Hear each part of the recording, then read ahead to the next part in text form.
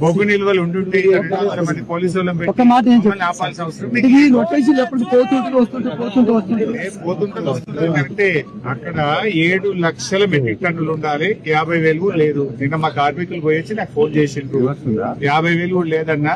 కంప్యూటర్లో మాత్రం సిస్టమ్ మీద 7 లక్షల మెట్రిక్ టన్నులు రామగుండంలో RG1 లో ఉన్నట్టు రాసింది. కానీ నిజంగా 50,000 సిస్టమ్ ఉంది. కార్మికుల పక్షాన ప్రజల పక్షాన మేము అడుగుతున్నాం, మీరు సమాధానం లేదు. చూడడానికి వెళ్తాం, నిజంగా 6 లక్షలు ఉందా? నిన్న సింగరేణి ఒక స్టేట్మెంట్ ఇచ్చింది, 26 లక్షలు స్టాక్ ఉంది అన్నారు. 26 లక్షల్లో భాగంగా RG1 లో 5 లక్షలు 6 లక్షలు ఉండాలి కదా. మరి 5 లక్షలు ఉందా అక్కడ?